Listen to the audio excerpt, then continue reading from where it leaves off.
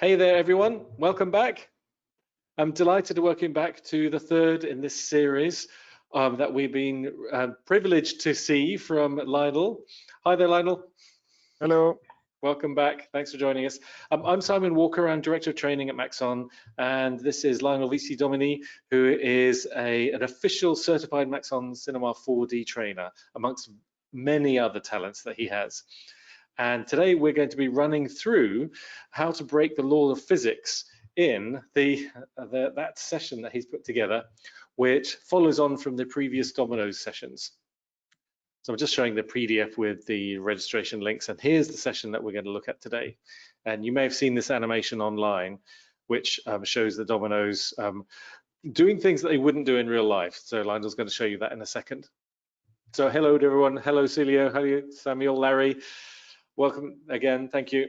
And one other thing quickly I just wanted to point out is that we've made the recordings much easier to view. So you'll notice on this PDF that we have got the link to the previous recordings, and this is where it links to.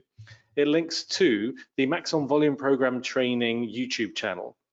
And here, in fact, is yesterday's session with Lionel, where he talks us through going through the linear compositing in 32-bit. And I just wanted to point this out because this is a really easy way to view the sessions. Plus, in the description, this is where we have other links. So links that are mentioned during the webinar, and also any project file downloads. Like this is the one that Lionel's very kindly shared with us, how he's put that together as well. So feel free to go there and look at these sessions. And the other thing I was going to say is that we have too much content for you today. We have more than an hour's content, but we're still going to go with an hour because the idea is to give you a flavor of all the different things you can do. So one of the things to point out is that we've already run a whole series of sessions for doing motion tracking. And in fact, Jonas has run motion tracking for object motion tracking, automated, manual, and also scene reconstruction. Now I just click on one of these videos in the library here. Here is Jonas's scene reconstruction with the similar set of links. So this is just to point out that although the tracking is part of Lionel's presentation today, we don't have time to go into all the same details which were covered over these 3 one-hour sessions by Jonas. So that's really the thing to say. If we skip over anything, we do have that information, but we wanted to show you some of the really interesting things with the dominoes rather than spend all the time on the motion tracking. So, but we're running these all the time, so we'll probably reprise some of the effects depending on what you'd like to see. And just as a final little thing, please feel free to reach out to us. And the email here is training@maxon.net, and we'll be delighted to hear from you, whether it's questions or suggestions for future sessions. Great. Okay, so let me hand over to you, Lionel. Here we go. So I'll make you the presenter. Rob's done an excellent comment. Sitting here with an empty brain, but that won't last for long. Absolutely right, Rob. So, okay, I can see your screen. I think we're good to go. Over to you, Lionel. All right. Okay, cool. So welcome everybody. Thanks, Simon, for introducing. So we're going to see a lot of things about this video. So I'm just going to fire the video so you can see it. So it's a domino run, but with the little trick at the end.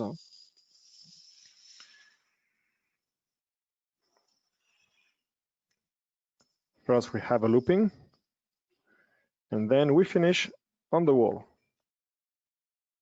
So obviously it's fake. The room is real though, but the dominoes are all 3D. And it was a challenge, I said to myself, to create some dominoes, and because I'm fascinated by dominoes since I was a kid. And when I was a kid, I didn't have the patience to do real domino run like that. I didn't have the money either, because you have to have thousands of dominoes.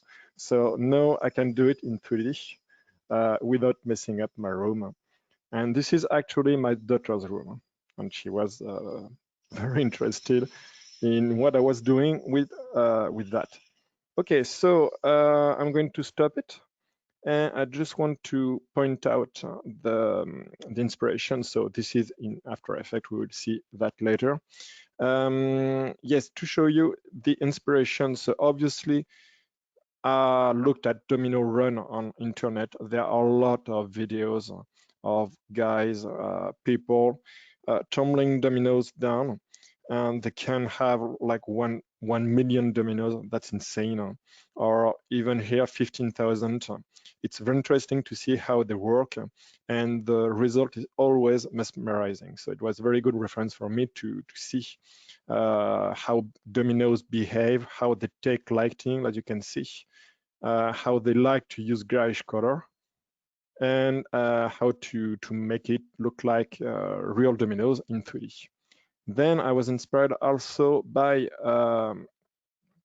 this video from the Corridor crew. So this is the YouTube channel you might know because it's very popular, and they did that thing which is very similar to mine, but different, obviously. So tumbling dominoes everywhere. And that inspired also Chris Schmidt from Rocket Lasso. So I really recommend to see Rocket Lasso. Chris Schmidt is an absolute genius, concerning everything in C4D. And he found a way to manipulate gravity. So I took inspiration from his stuff also to make my own. At the end, I used several different tricks. I used MoGraph, I used physics, I used physics with the field force, and physics with MoGraph. So all together to have something really nice. So let me show to you the scene before. So one thing I'm going to skip a little is all the tracking, because Jonas did a very good series on tracking, 3 hours of video on tracking, manual tracking, and so on. Like Simon said, it's very good, very thorough. So I'm not going to skip it entirely, but talk very fast about it and spend more time on the compositing. So how to make everything blend together and how to tumble the dominoes. So here in After Effects, we can see I have my original plate, which is this video. And I have here my dominoes on a separate layer. So it's added on top. And inside this composition, we can see I've been using the similar linear workflow compositing I showed yesterday. So to have everything apart. So I have specular reflection, I have the reflection, have the GI, everything, the AO, everything put together, separated, so I can control anything I want to alter the final look in our composite.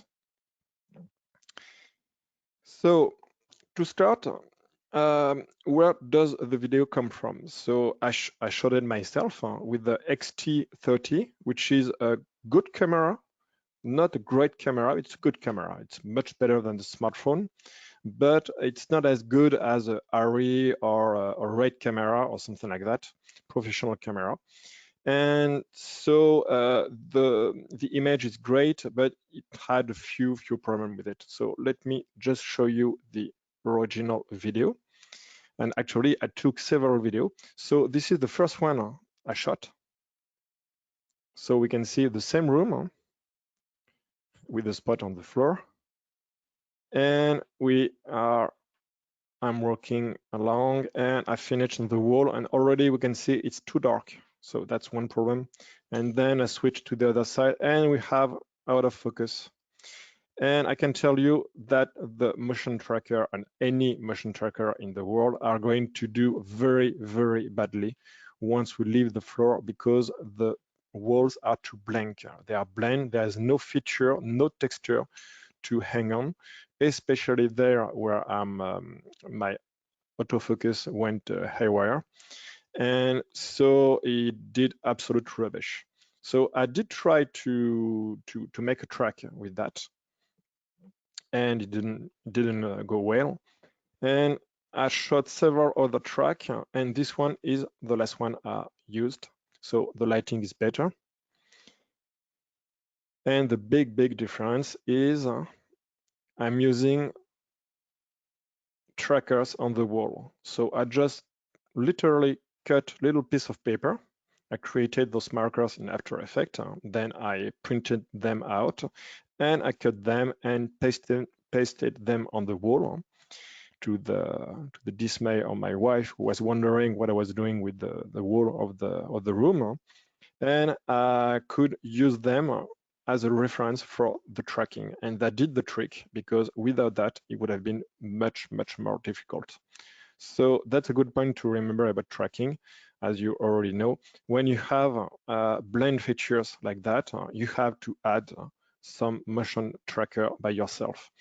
On the floor, I don't need them because obviously we have several natural, good-looking trackers everywhere. This is very rich here. We have a lot of texture, so the tracking is very good. And here we can use the wall and our tracker, which are the only features that the tracker is able to track. But remember about the motion tracker you're going to add on the wall, we'll have to remove them. So if you're going to stick 50 pieces of paper, you will have 50 pieces of paper to remove in post-prod. It takes time, but that's you have to find a good compromise between the time you're going to take removing the spots and the time you're going to gain by having a better motion tracking.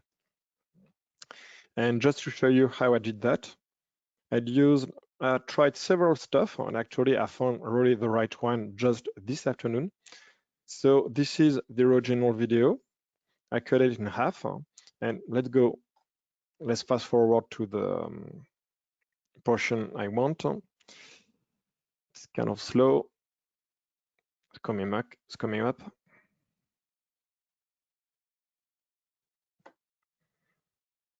That's After Effects. You're waiting sometimes more time than in 3D.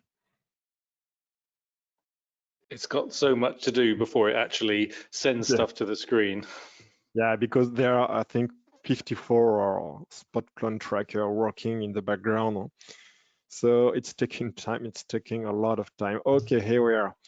And it looks blend. I mean, it looks like the other video without the motion tracker, but the motion tracker are there. I just have to click here and we can see our motion tracker.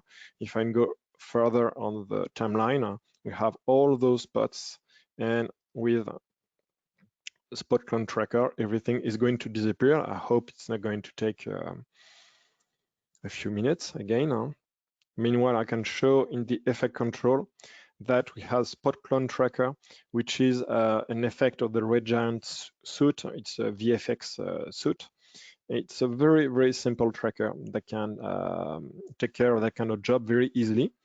The only drawback is it's really meant to remove 1 or 2 spots and not 54 like I did. So I had to track everything every time, but it works. The result is just beautiful. I mean, look at that.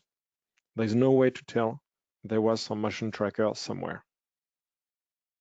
So it's perfect. It took me some time, almost one entire morning, but I found a way this afternoon to accelerate that using some complicated stuff, but it's complicated. But at the end, I could redo that in just half an hour, because I was very frustrated to spend one morning doing that. Let me just show you very quickly, because that's an interesting subject. If I take my original video, so this is the original video, as you can see, and I'm going to put it in a composition, and let's go there, for example, and I'm just going to add the spot clone tracker. Here it is.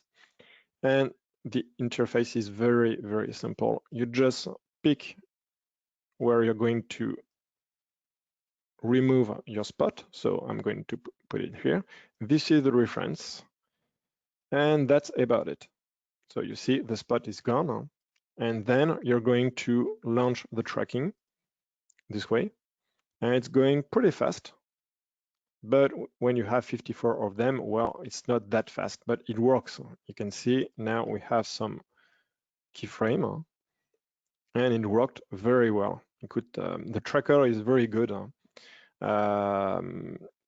It didn't make any mistake, so I could do everything with the spot clone tracker, but I had to duplicate the effect many times. And doing that, so I could obtain the clean plate, so the same video without the spots to use in Cinema 4D. Okay, so let's jump to Cinema 4D. So I'm not going to do the tracking. I'm just going to show you one file, which is the bat track, to show you the result of a bat tracking. This is a tracking I made all automatic without the motion marker on the wall and without working on it, and the result is absolute garbage. And this is the video. It looks okay for now because the floor is rich with features. There are several spots to track, but once we arrive to the wall, it's just crashing, and you can see here those crazy spots looking around, doing nothing. When you have that, those lines are the motion paths. It doesn't make any sense. One of them is going up, one of them is going down, one is going the other way. They're all jumping at the same time. This is very different compared to that. All the motion tracker are coherent. They are following approximately the same path. Here it's just utter chaos. So it's not going to work, and the tracking is going to fail or to give very bad result. You can't really do much about that because there is no motion tracker unless you're willing to create a manual tracker inside Cinema 4D and almost track them frame by frame with your eye. So instead, I just did the good track with the right video we have here.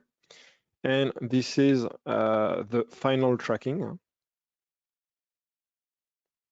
with good features staying on the wall, as you can see. So here we can see our spot, our features here, the green stuff, which are the features, auto features, are staying on the wall. They are not moving everywhere. And so I have a solution that works. It means it's stable, and I could obtain a good solving. Then we have our solved camera with all the keyframes.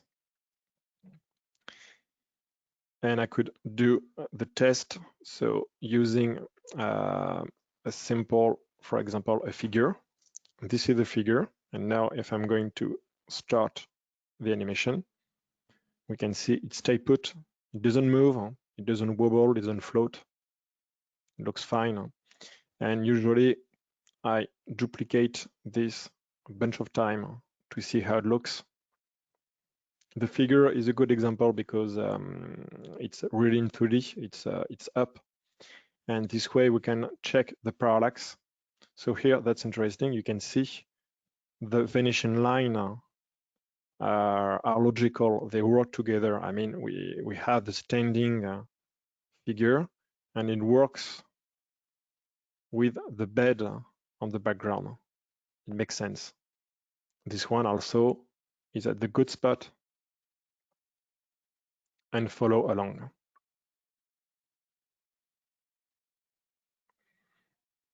Okay, so that's it for the tracking. I won't explain all of those stuff because I repeat, Jonas did that very clearly in those three videos. I would really recommend you to watch.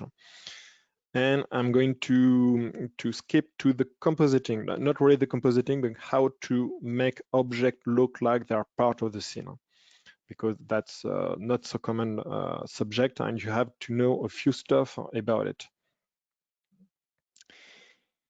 So I'm using Redshift still because I love Redshift. It's very fast. It's a bit complicated to use, but the fact that I can render anything during the night is the big selling point for me. I can't afford to wait 3 or 4 days to have my render complete, and I don't want to send it to a render farm. I want to do everything on my home, at my home. So that's why I really like Redshift. But the techniques I'm going to use are all the same in every 3D software in the world, every 3D engine. You're just going to use different shader, but with the same principle, the same techniques. So first, we have to create the lighting of the scene. Because if I launch a render right now, we're not going to see anything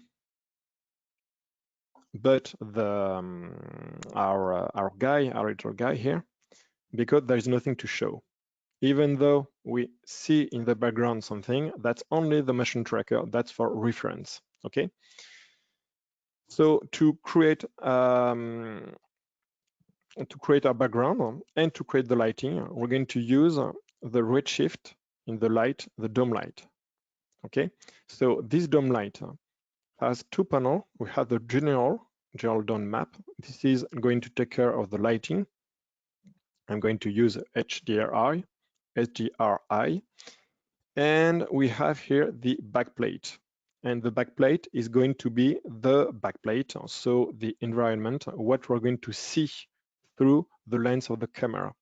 So we're going to light with something, and the background will be something else. That's very important to get what we want.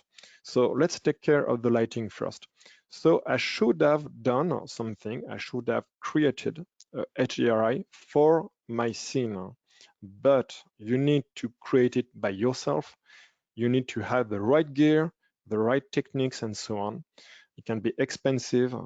If you're going to do it cheap, it's a lot of work because you have to stitch image, you have to shoot the room on 360 degrees with the tripod and so on. It's going to take a lot of time. So I didn't do that because I know I don't have many very reflective objects, and the lighting of this room is very common. It's a room, like there are a lot of room like that in the world. So I found HDRI that could work, and it did. So it is this one. I'm going to get it. It's in my 3D text, and this is this one, Canada Monorail Loft Maxon. It's incidentally HDR I really like to use for many reasons, and it worked even for this scene. So let's use it, and we can see here the color is pretty close from this one, and we have here some highlight coming from a window, a brightly lit window. So let's go to our perspective viewport, so we can see the scene, and we can recognize the floor. We can recognize the wall here. And this is our first guy, which is on the front of the camera. And so our window is somewhere there, okay? So I'm going to launch the render here. And we're seeing the HDR, all right? And obviously that's not the right location. So I'm going to rotate here on the H coordinate, rotate it, rotate. At some point we're going to get the window, that's it. So the window, the brightly lit window, and I'm going to eyeball it to align it to my real window in my world, okay? So this way, I know I have my, you see, this is the guy, this is the same guy, and the window, it looks like it could be somewhere there, okay? So that's it for the lighting. See, it's very easy. I'll add something else later. And now on the dome light, I'm going to take care of the background, because if I launch the rendering here, it's going to look like nothing, because the background is not the right background. But you can see the floor. It looks like it's working because it's a wooden floor like mine. It's very close. but that's not the right background. It's not going to work. If I move the camera, it's not going to follow. The background is not going to follow, so I can't use that. Instead, I'm going to use here the backplate. Enable the backplate. I'm going to use here the path, and I'm going to load our video, and I render the video as a frame sequence in PNG because it's not going to be used for lighting. And let's load it. In animation, I need to put it on simple. Be careful about the frame rate because it's 25. Detect frame, and it detected the 624 frames. And now, if I'm going to launch the render again, I have a matching background that moves.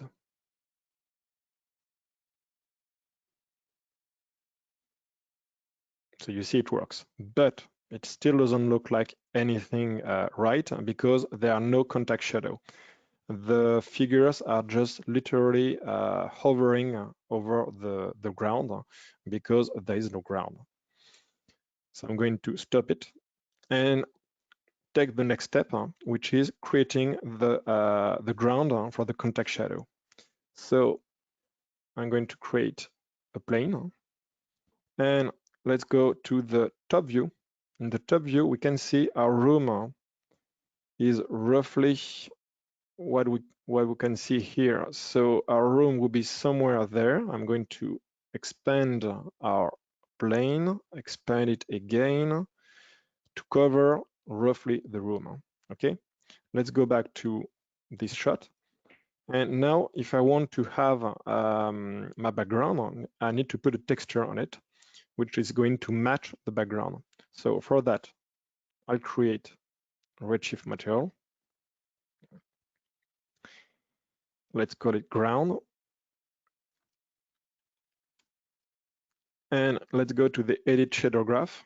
And actually, I don't need the material. Okay. Instead, I'm going to use the camera map node, which is exactly meant to be used for that kind of situation.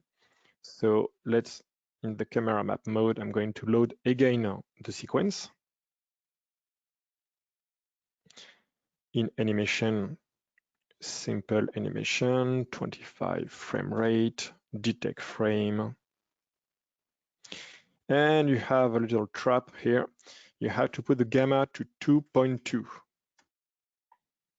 Otherwise, the color are not going to look right. And I'm just going to connect that directly to the output. And of course, I'm going to put it on the plane.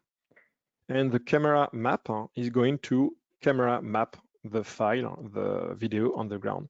So what I see in the viewport is not a good expectation of what's going to happen. Let me just show you. If I launch it, you can see we have the ground. This is the ground. This is a perfect match with the background. We still don't have any shadow. For that, I need to use a Redshift object tag. And going here in the mate section, I'm going to override the mate, enable it.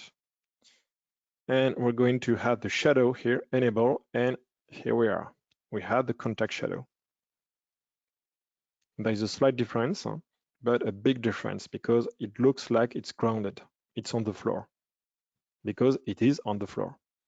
And I need to use the affect alpha. This way, when I'll be watching the alpha of the scene, I have a proper alpha, as you can see. And it worked for the entire scene. So if I go there, we'll see the shadow of the other figure. And if I go back to the beauty, you can see they all look grounded. The lighting works because we have that bright window coming this way.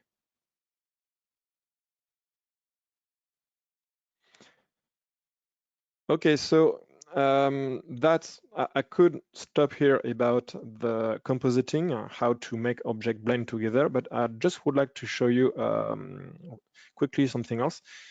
If I wanted to have some reflective object, a very reflective object, I will have a problem because I don't have any background ready. So let's create a sphere. I'm going to reduce the sphere to 60 centimeter, why not? And I'm going to put it there by 30 centimeter, 30, so it's on the ground. And using here, I'm going there, and let's add a lot more segments. And now I'm going to create a new Redshift material. And this one, I just go to the presets here and use the, let's use the chromium, where is it? Oh, there's no chromium. I'm just confused with Arnold. So platinum will be fine. It's a very, very reflective material. I just add it to our sphere. And now if I launch a render, we can see we have, this is the reflection of my HDRI, and it works. It's not the same room, but it works. Our eyes accept that it looks credible enough. I mean, there is here a library or a kitchen, I don't remember. There is no kitchen in this room, but you don't know the room. I do. And even if I do know the room, I just accept it because it looks credible enough. Okay. So it works. On the ground, we have something that looks like it's working because we have the reflection of that. And that's because I put that plane. So that plane is creating color and it's going to intersect. And then we have here our figure, which is reflecting inside, and everything works. That's beautiful. If I wanted to go a bit further, I'm going there to the mate and I'm going to apply to secondary ray. And you see there is a big difference now. By using apply to secondary ray, it's going to look darker here. It's going to look darker because it's reflecting that ground, but that ground is not properly lit because I didn't use the GI. I'm going to the Redshift parameter here and activate our GI. Oh, it's already there. And we have our stuff working. And then when I'm moving, everything stay put and the reflection are really nice. And for the final stuff, I just created some more plane on the wall here. So I just created the same plane, put it on the wall, another one here. So everything could work together. One last thing I did, because in the report it looked confusing with this texture, I just use here on the render tags, the display tag, use here to use the lines shading. So I can see the lines of my plane, but I don't see the texture. What I'm seeing is the texture of the motion tracker on the background. So everything now is more fluid. It's more fluid to the preview. And during the rendering, I have everything. So everything is working together. So that's it for the part of the compositing, which is very important because you have to make your object feel like they belong to the scene. They're using the same lighting and so on. And that's rather easy, as you can see, but you have to know about those stuff of the matte option, using the camera map texture and everything, and to set up everything correctly. So now we're going to jump to maybe the most interesting part, how to tumble domino any way you want. Maybe there are some questions we could answer. I had a quick question from Aaron, which we actually chatted about yesterday at the end of your session about the PC specs. And I think it's more of a philosophy that you have about the need to make your renders work when you're not working, if you like. And so I was just wondering about what you used as a PC or a CPU and a GPU setup. But I think the key thing is your philosophy here. Well, I'm using powerful computer, but not the most powerful computer you can see. It's still affordable, barely. And it's I'm using, my main PC is 3 graphic cards. It's one 2080 and two 1080. So it's good. It's pretty good, but it's not the best graphic card you can have. I know many people, many 3D professionals using much more expensive cards like 2080 Ti, 3 of them, maybe even 4. So compared to them, it's pretty tame what I'm using. The computer I'm using right now is just using one single 1080. Redshift is very fast, even on modest material, as long as you have an NVIDIA card. So you can work on that and then make the render on a bigger machine. And yes, my philosophy is just any render must be done during one night. So approximately 12 hours, it's a long night, 12 hours of rendering. And depending on the length of the animation, it should fit in the 12 hours. So this way I can have some modification from a client, review it, make the render, and the next day I can show it to him without needing to use a render farm. Of course, sometimes I need to use a render farm because I can't make it in just one night. But as I'm working on small scale budget clients that don't have much money, or they don't want to pay much money, I need to have fast render, fast, cheap render, and Redshift is great for that. Excellent. I really like that approach. Yes, well, actually, I really like physical, the Cinema 4D native render. I would even say I love it because it's very capable of doing a lot of things, but it's slow. It's slow. And I couldn't do that with that render engine. It was more like 3 or 4 days for the kind of work I can do in 3-4 hours. That's a key thing. The speed is important. The speed is important. There's the same problem I would say with Arnold. Arnold is a great render engine. I think it's the best render engine, but it's not as fast, nearly as fast as Redshift. So that makes a difference for me because I'm working alone with myself and doing some small scale budget overnight. So Arnold, I can't really use Arnold, even though it's a great render engine. So Redshift is a really good match for that. Okay, so how about tumbling some dominoes? So let's go back to our final scene, which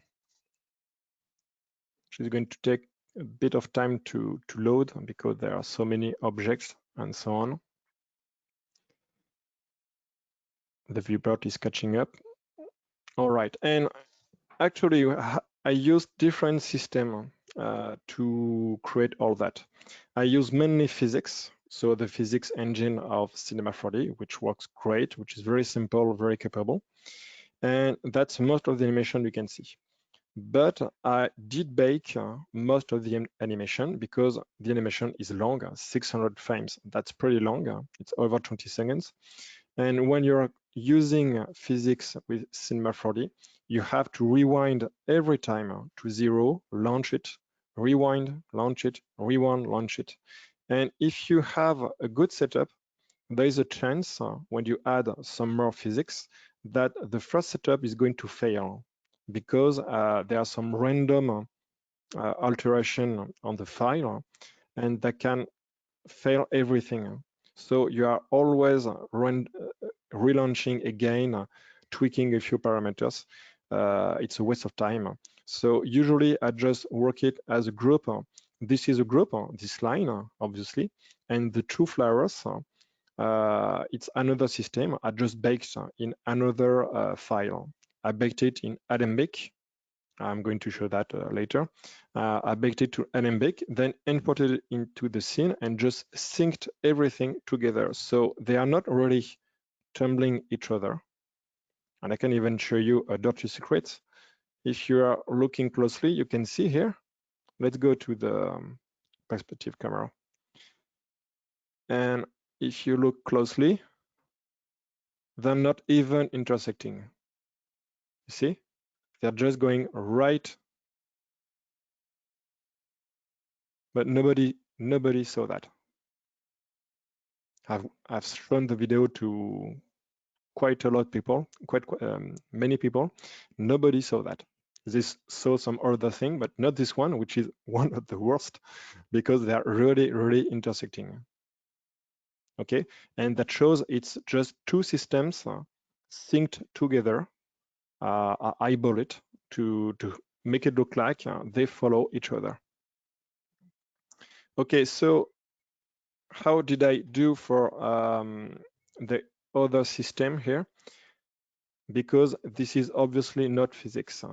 We have some dominoes taking turn, defying gravity. So actually there is a way to do it with real physics. I did that on the wall, but for this one, it was a bit too complicated because I had those dominoes here and the physics kind of messed with each other. So instead, I just reverted to a MoGraph animation. So this is a simple MoGraph animation, like the one I showed Tuesday during the first session. It's just a big trick. That is, everything is animated by the where is it? Our clonal spiral here. So yeah, I baked it in MoGraph, but this is MoGraph. So everything is just driven by a plane effector. So actually, no, I didn't bake it this one because I don't need it. It's not physics, but here we have the animation. This is just a plane effector. You can see here, the plane is doing all the work. And they are not really colliding. They are looking like they are colliding, and you can see they intersecting at some points, but it's so fast you can't see it. So this is really a trick of the AI to make it look like they belong together. And at the end, we have some real dominoes falling. So those one here are real dominoes, which are really tumbled by those fake ones. Okay, that's something you can do. This one, I had some difficulty with it because it wasn't stable. So it's at the same time MoGraph and physics. And I will show that, how to use them both together, because the solution wasn't stable. Everything was crumbling. Even though I tried many things, it didn't stay put. It just crumbled by itself. So I just had to fake the whole thing. I faked the whole thing, but using the physics.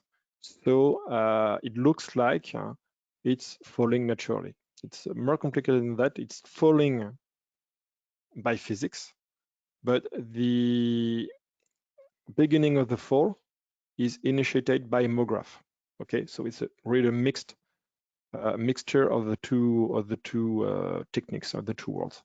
And then at last, I have everything here on the wall, which is part of real physics and part of baked objects. So the flower here and the big wall are just baked animation, baked physics I did in another file on a flat ground.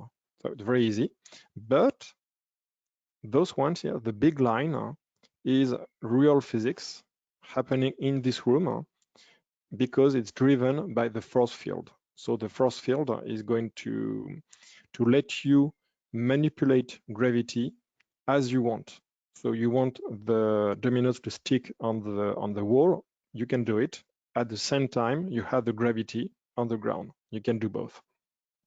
And we can see here the fields that are driving the force field. Okay, so let's show a few stuff. I'm going to borrow one domino somewhere. Clonal start, for example. I'm going to take this domino and let's create a file. I'm going to paste it and zero it and this is our domino. Okay, so the simplest way to make them tumble, it's very easy. It's going to go very fast. I just put them in a cloner and in a linear, and the offset won't be on the Y direction, but on the Z, because we have here the Z direction. And I just had to add a few more dominoes, and that's it. I have a line of domino. Okay.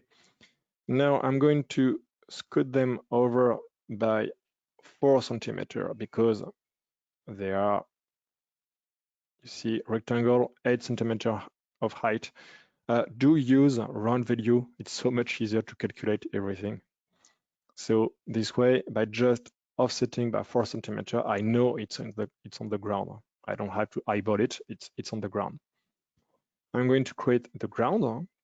Now the physics part, I just need to add simulation tag Rigidbody. That's it. I need to use a collider body on the ground. So the collider is not going to move, it's going to collide with everything. And let's create a sphere to tumble the first dominoes using the Rigidbody, and this one we have in the dynamics section here a custom initial velocity on the Z direction. So it's going to jump forward. If I launch the animation, it's going to work. But if you look closely, it's not very satisfying because the wobble, the jerk around, there's a problem. That's because if I go in the edit preferences here, I will see in the, no, not the project settings, Control D, not this one. So project settings, I will see here the dynamics tabs. Those are global preferences for the scene, for the dynamics. And in expert, I'm going to change the scale. Cinema 4D expect object to be 1 meter, and those are 8 centimeters, so they're much too small. I'll need to reduce the scale to 10, and also step by frame 5 by default is much too low. Usually I put it on minimum 10 and often 15. And by just doing that, if I launch the animation, it's working, and now it's beautiful. You see, it's stay put, it's stable. And obviously, the advantage is there is no intersecting geometry because they are really tumbling each other. So it's naturally perfect. So yes, the problem with physics is that I can't go back. You see, it doesn't work. It just spread around. It's very weird. You have to go back every time to the 0 frame, every time. And also you can go that, but not too fast because see, it doesn't work. So one way to avoid this problem is to go to the cloner here and cache it. If I bake my object, it's going to cache very fast, and now it's going to work. I can scrub it. But if I want to make any change, I will have to clear the cache and start over again. Okay, so that's a simple domino. How did I put them online? So that's very easy. I clear the cache. Let's create some spline. So let's create no, I'm going to do it by hand. The spline pen. Let's go to the cubic to have something very smooth. And I'm going to create some trajectory like that. Okay. And my cloner is going to use the object mode using the spline as a reference. The spline need to be 4 centimeters up because they are driving the domino. And on my spline here, I need to change from the count, which is not even, to a even count. I just had to add more dominoes, and maybe it's going to be too steep here. We'll see. because if you are going to use physics, you will have real world physics. That is, if you place your dominoes the wrong way, it's not going to work because it can't work. So let's see if it handles it well. And that's it. I don't need to do anything else. And it worked. So you see, that's really nice, really fun to tumble dominoes at will doing that. And they're sliding along and so on. Okay, so that is the base stuff. You can do a lot of dominoes this way. You just have to draw a spline and it's going to follow them. But what if I want to do some more complicated stuff? So I'm going to erase everything but the domino and the sphere because I need something to tumble. And let's do one of the first structure, which is, well, I don't want it's taking too much time to load, the kind of pyramid of dominoes on top of each other.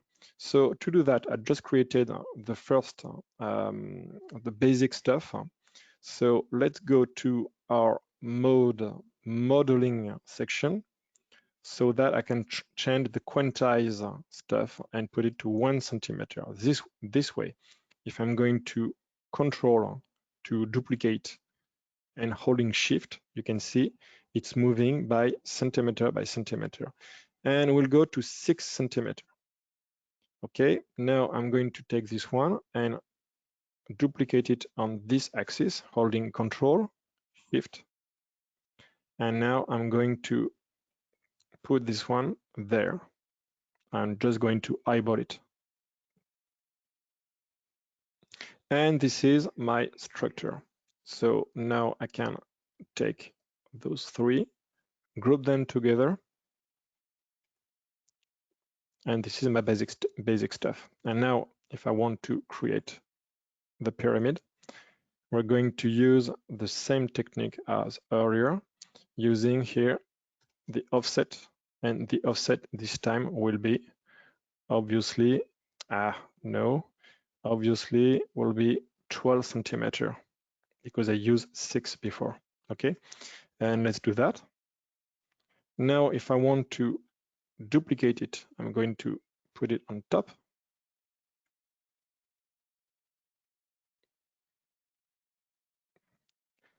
And for this one, there will be 1 count less. Another one.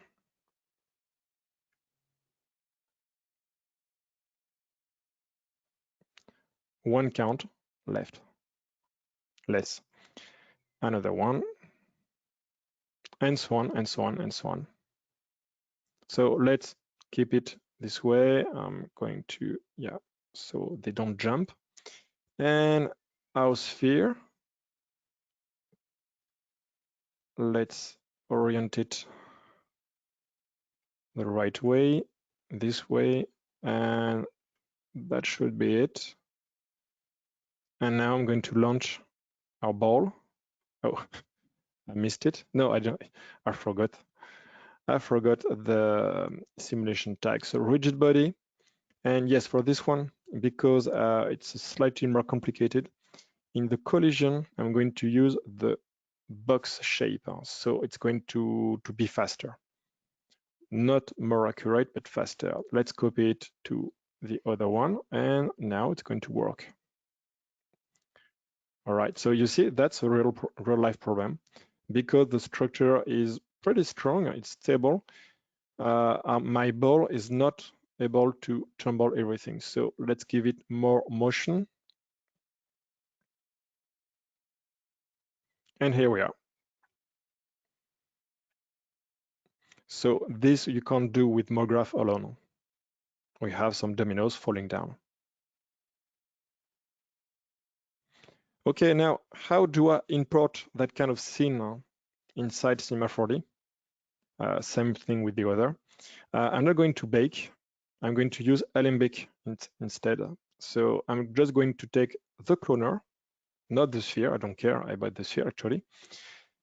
I take all the cloner. I'm going to File, Export, Alembic. Let's export 125 frames, that's okay, and selection only, okay? And that's it. You don't need to do anything else. I'm going to output there, so test ABC. Yes, it's going to output that, so it's working. And it can take sometimes if you have many dominoes, but it can be a few minutes, but nothing more than that. It can take up space on your disk if you're going to do it with the complicated geometry. Here it's okay because it's only a box with a few points, so it's not too slow. We're going to wait for it, and we'll be able to import it to our track very soon. And I will take a bit of time to show you something, a good trick after that. Oh, come on.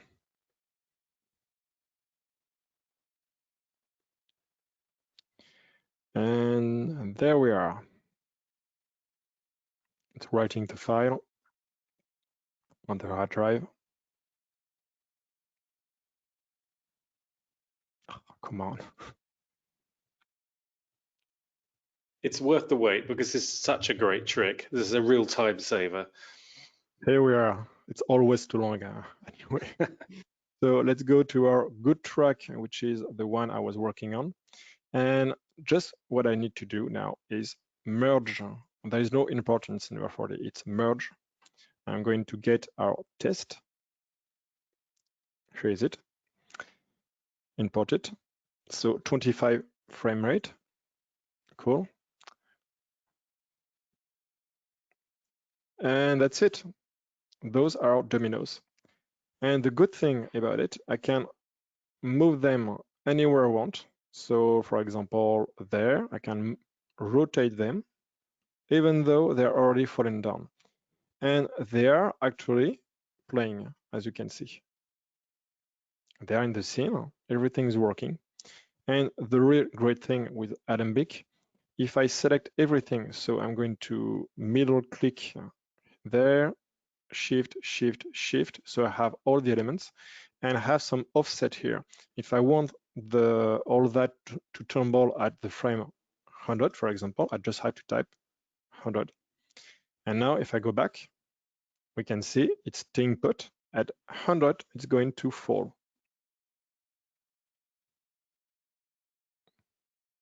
There is no any more physics inside, it's just pure animation. And now I would have to trick it by joining it with some falling dominoes, going there and make the impression that my dominoes here are going to make those fall. Okay, so I really want to show you one problem I had. Let's go to our big spiral. Okay, so this is the same kind of wall as we saw earlier, but on a spline. So it's pretty easy because I just use the object to make it follow the helix we have here, okay? And I have to offset the end, the start and the end of everything to make it follow. Then I put some dominoes here. And we're just going to launch the animation. It's going to be a bit long because it's struggling to calculate everything. And soon enough, it's going to reach there. And everything looks great. Everything is stay put. So this is very slow. This is not real time. It's playing like 2 frames per second. Don't ever trust the viewport. You have to display the HUD. Okay, you see there? It's falling down. Why does it fall down? I don't know. I couldn't find it.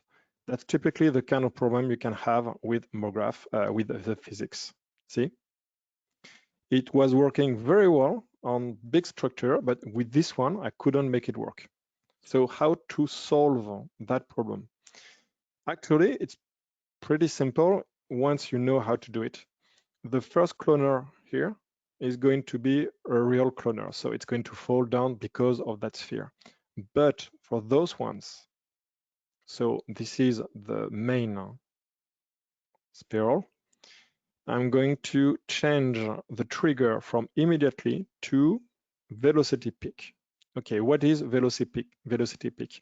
It's going to move only if the user, so you, is going to create a movement, okay? And then the physics are going to take along and to make everything fall. So to do that, you need to create some kind of movement. And what I did, I just use the plane effector. So I added to all our cloner the plane effector. And that plane effector is just going to move slightly those domino. And actually they're following. So I'm just going to move that. No, not on the sphere, for example. I moved my by accident. Okay, so now if I activate my box field, you can see we have a box field here. And if I move the box field along the way, so let's do it. It's going to very slightly move the dominoes, you see? But they're going back to their shape, okay, because this is MoGraph. But they are doing that very slight movement. Then I added a random effector on top of that. And the random effector is influenced by the same box field, and the random effector is going to add a few more random motion. So when this one is going to move, it's going to randomly move our object, as you can see, and that tiny wobble will be enough to make everything tumble. It's going to create speed, create a momentum enough for the thing to fall down. So what I did, you can see our field is just a slight long box, so it doesn't move too many dominoes, but just one row at a time. And I use here align to spline so that it's going to follow along. And I just animated this by hand so that it's going to move at the very same time the last domino is going to hit there. So it's another trick because I just use I just make you believe that our object is going to fall because of this line. So let's move. Yeah, I think I just moved it this way. All right, okay, so look now, it's going there, and then at that moment, this one is going to move, wobble the domino, and because of that motion, at velocity peak, it's going to fall down.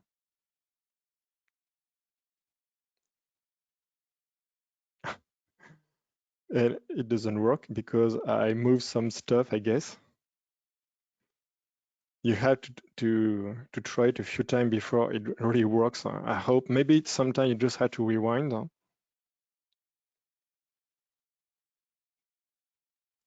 Yeah, you can see it's kind of moving, but not enough.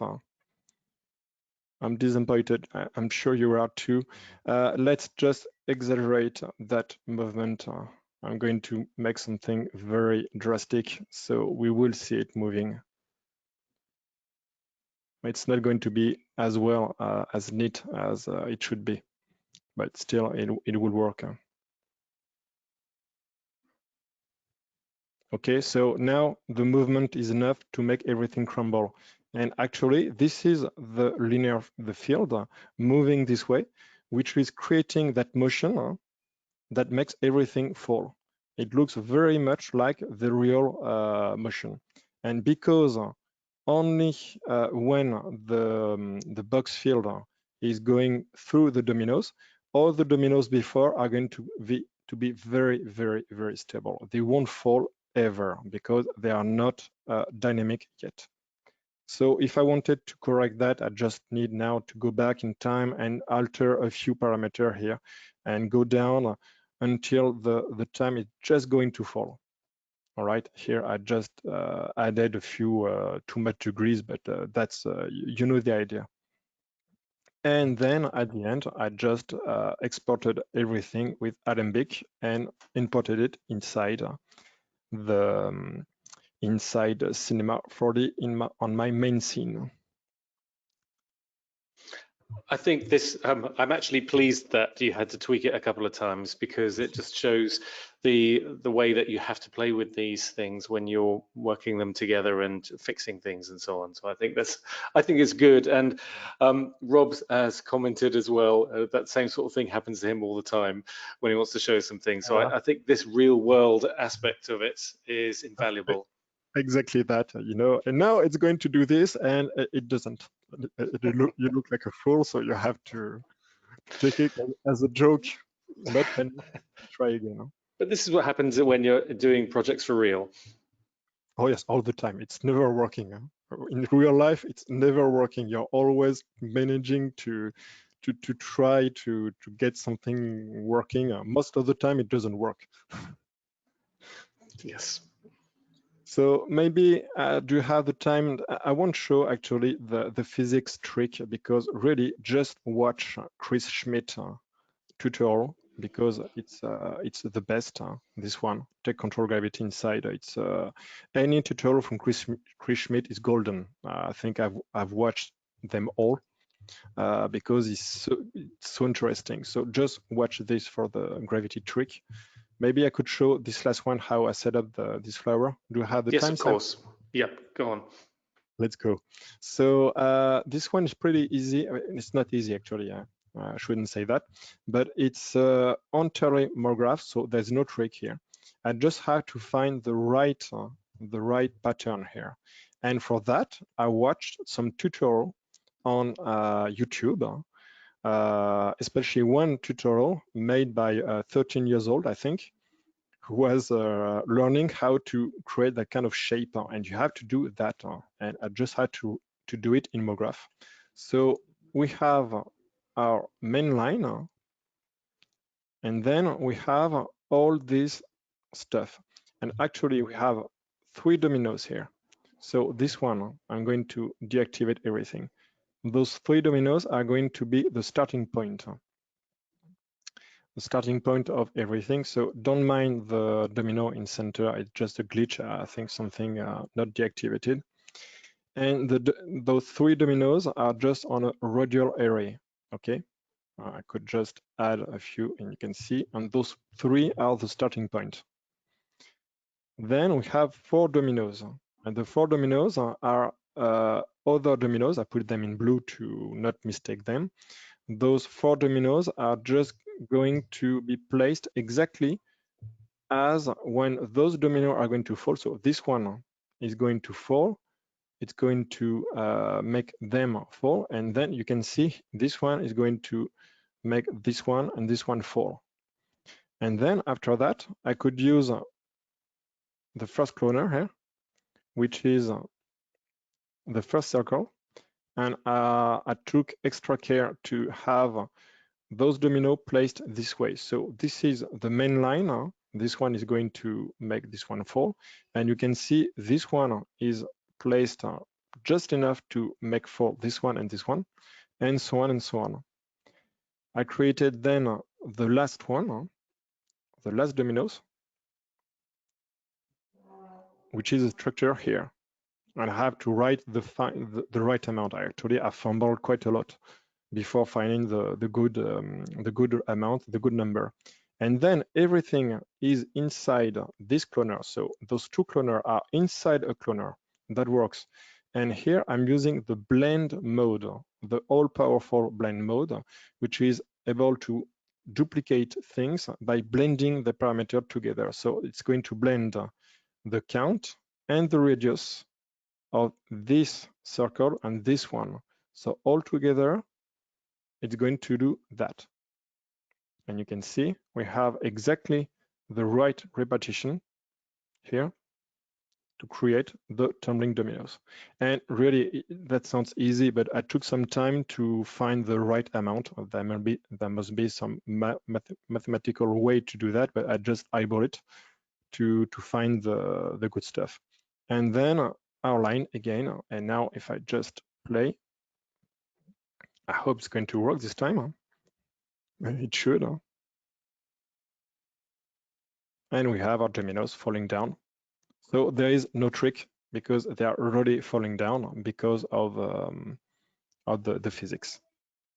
And that makes that beautiful motion with a bit of randomness and so on.